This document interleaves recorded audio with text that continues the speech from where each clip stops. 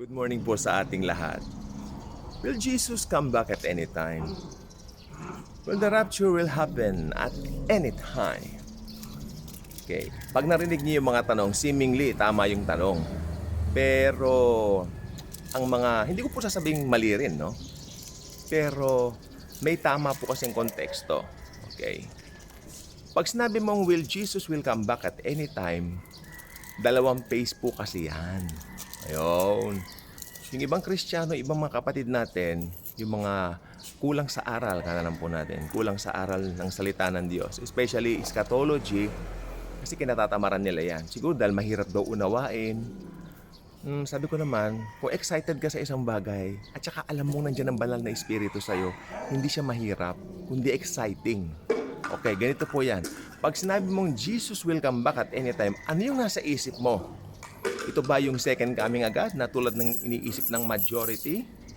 Or, yan, yung mga nag-aral talaga ng Bible, alam nila, mauuna ito, rapture of the church. Pagdating ni Jesus sa kanyang mga believers, hindi sasaya ng kanyang mga paa sa lupa. Okay? Nakasuspend ang Panginoong Jesus sa langit, waiting for us. Tayo papaitaas po tayo. At ang sabi po ng Bible maliwanag, tayo mga nabubuhay pa ay hindi mauuna dun sa mga namatay na. Ibig sabihin, mabubuksan muna mga libingan nila, babangon muna yung mga kapatid natin na namatay na kay Christ, no? At sila po ay papalitan ng bagong katawan.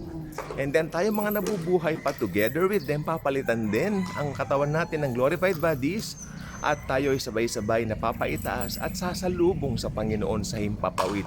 Yan po ay isang doktrina at isang aral na napakalinaw. So, pag sinabi mong second coming of the Lord, dapat maliwanag sa utak mo at sa isip mo na ito ay tungkol sa rapture of the church. No? Pag sinabi mong darating na si Jesus, ito ay maliwanag sa isip mo na rapture of the church muna. Lalo na pag ikaw ay believer. Okay po ba? Ngayon, tungkol naman po doon sa salitang magra-rapture na raw ba anytime? Okay. Magra-rapture na ba anytime? As if meron naman pong senyales ang rapture. Wala pong senyales ang rapture. Ang rapture po ay isang revelation. Okay. Ito po ay hindi po katulad ng ibang mga prophecy na nababasa natin sa Book of Ezekiel, Book of Daniel, in even some other books na mga hinulaan ni Jesus sa New Testament na nagkarawang tao siya. Hindi po doon. Sapagkat ang rapture po ay special revelation kay Pablo. Meron din po ako mga maling turo dati. Yung isa naglalakad, kukunin yung isa, maiiwan yung isa. Actually po, yan po pala, namulat lang po ko. It's not about us. It's for the Jews. So meron pong ibang kahulugan doon. Hindi po yan na rapture of the church. Walang anything na connection sa mga Hudyo ang rapture of the church. Ang rapture of the church ay exclusively for the born-again believers of Jesus Christ, of course. Okay, no? Para po sa atin yon, pan-church yon, hindi pang-Hudyo yon. May mga pang-Hudyo, may mga pang-Hentil, at tayo po Gentile. And I'm very proud to be a Gentile believer of the Lord Jesus Christ. Amen po ba? Ngayon, ito na po yan. Kahapon natatawa ako, may nabasa ko sa Facebook. Galing niya mag-comment, no? Nakibasa lang naman ako doon sa kaibigan kong pastor, no? Nakibasa lang naman ako sa may nag-comment doon. Hoy, malapit na mag-rapture. Ganyan nga. Ang dami ng senyales. Then pinagbibigay niya yung mga verses ng Matthew, Luke. Sayang itong taong ito. Galing pa naman mag-comment. And I think pastor din yun eh. Pero out of context. Sayang. Sayang naman. Kasi yun po kung aaralin mong eschatology, talagang meron po siyang rightly dividing na tinatawag. Kasi pag hindi po talaga, kawawa ka. Madadali ang isip mo na maniwala sa mga maling doktrina.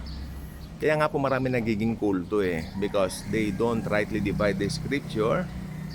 O, di ba? Kung nakita nila, yun na, apply dito, apply doon. Hindi po ganoon.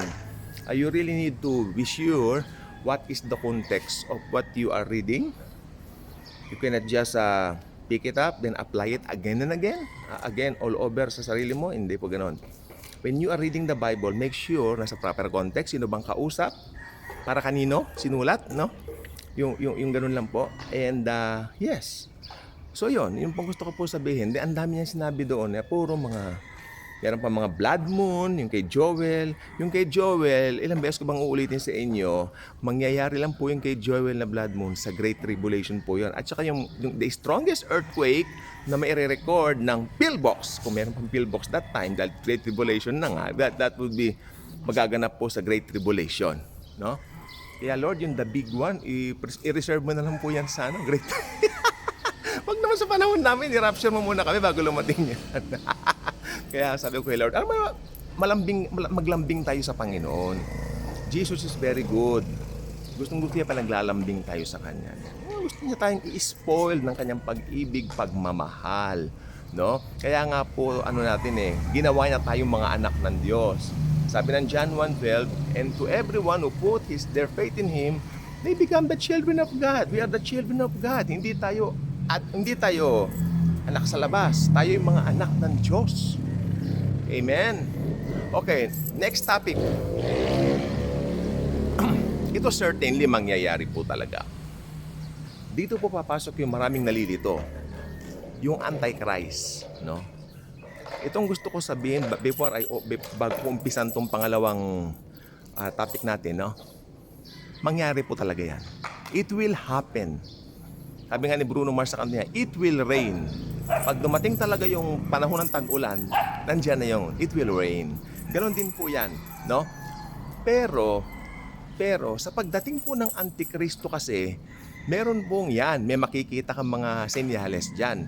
At ang pinakaunang senyales na makikita dyan ay ang rapture of the church. Ayun. Yung rapture of the church mismo na ang naging senyales.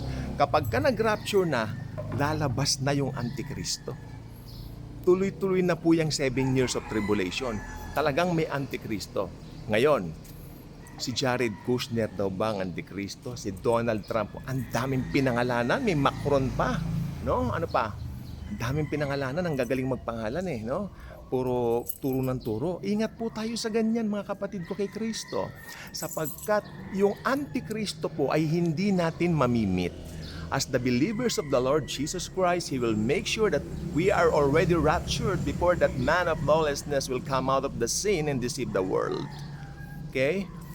That is a very, very important thing for us believers of the Lord Jesus Christ needs to know. Hindi na natin makikilala kung sino siya. Bakit ba siya gusto siyang kilalanin? Nagtataka naman ako sa mga kapatid natin. Bakit gusto niyo siyang kilalanin? Hindi na po natin siya mamimit. It's not our business to meet Him or to be interested of meeting Him because we are going to meet the real Lord Jesus Christ. Yung totoong Diyos ang makikita natin, si Jesus Christ. Sa araw ng rapture, that will be the most or the best day of our lives as believers. Kalain mo, yung mga paghihirap mo sa mundo, yari na. Pero hindi po yun, Naway wag maging ganyan ang kaisipan nyo. Naway maging kaisipan nyo, hey, I really need to meet Jesus because I am too excited to thank Him personally for what He has done for me on the cross. Ayan ang tamang kaisipan. Hindi yung, hey Lord, sana mag-rapture na matakasan ko yung mga problema ko. Ang dami, Lord, ang dami kong problema. Ang dami kong utang, ganyan. Ang dami kong bayarin. O yan. Mga kapatid, Kristiyano po tayo. At sa bawat araw, hindi tayo iniiwan ni Jesus. Okay? So tayo po ay dapat araw-araw i-expect natin siya na darating na siya with the right motive in our hearts na excited tayong ma-meet siya para makasama na natin siya forever. Yan po ang tamang hangarin ng puso ng bawat mananampalataya. Okay? Yan po ang tamang motibo. That's the right motive. Not the other way around na para matakasan ang mga problema. Well, sa ayaw at sa gusto naman ninyo pa nag-rapture po talagang lahat ng problema tapos na, talagang matatakasan mo. Pero hindi matatakasan ang tawag doon. Ang tawag doon, pagliligtas ng Panginoon sa'yo. Kung ano man yung sitwasyon mong pangit ngayon, pag nag-rapture, niligtas ka niya, niligtas siya tayo dito sa pangit na situation natin ngayon. Kaya kung hindi pa po kayo ka-good vibes, huwag magpauli, maging ka-good vibes na. Share this video, share Jesus.